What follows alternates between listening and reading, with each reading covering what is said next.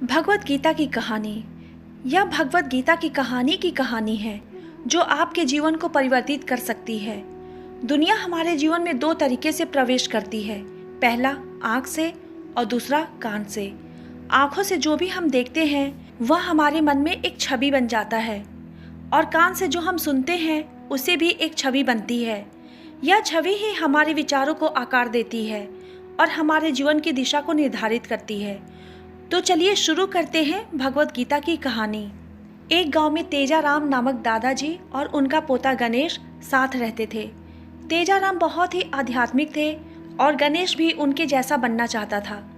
एक दिन गणेश तेजाराम के पास गया और बोला, मैं भी भगवत गीता का अध्ययन करता हूँ पर दिमाग में नहीं उतर रही, तो भगवत गीता पढ़ने से मेरे लिए क्या फ़ायदा है। तब तेजाराम ने एक कोयले की टोकरी पकड़ी थी।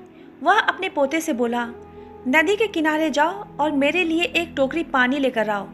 तेजाराम के कहने पर गणेश ने वैसा ही किया, लेकिन जब वह घर लौटा तो टोकरी से पानी सारा बह चुका था। तब तेजाराम मुस्कुराते हुए बोले, फिर से नदी जाओ और पानी लेने का प्रयास करो, पर इस बार थोड़े तेज चलकर आने की कोशिश करो। गणेश ने दादा की सलाह मान ली और नदी के किनारे तेजी से दौड़कर वहां पहुंच गया। लेकिन इस बार भी जब वह घर लौटा तो टोकरी में से पानी कुछ बचा नहीं था। तेजाराम ने पोते से फिर से कोशिश करने की सलाह दी, पर हर बार रास्ते में टोकरी से पानी बह जाता और टोकरी खाली हो जाती। गणेश ने कहा, इस टोकरी से पानी लाना असंभव है, मैं आपके लिए बड़े से बर्तन द्वारा पानी ला सकता हूँ। तेजाराम ने उत्तर दिया, मुझे बड़े बर्तन में पानी नहीं चाहिए, मैं चाहता हूँ कि तुम उस कोयले की टोकरी में ही नदी से पानी लाओ और इस बार थोड़ी जल्दी में। गणेश जानता था कि यह कठिन होगा, पर उसने तेजाराम की बात मानी और फिर से कोशिश की। इस बार वह नदी के किनारे दौड़ा, लेकिन फिर भी टोकरी से पानी बह गया। तेजाराम ने उत्तर दिया, तुम्हें लगता है कि यह असंभव है, पर थोड़ी देर के लिए टोकरी को देखो। गणेश ने टोकरी की ओर देखा और देखा कि टोकरी अब सारे कोयले के दागों से मुक्त थी।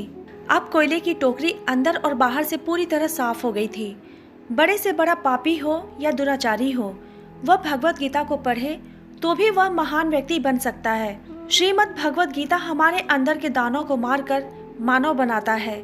रोज थोड़ा थोड़ा अध्ययन आपके जीवन में ऐसा परिवर्तन ला सकता है आप सपनों में भी नहीं सोच सकते।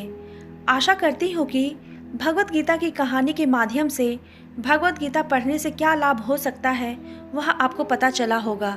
धन्यवाद।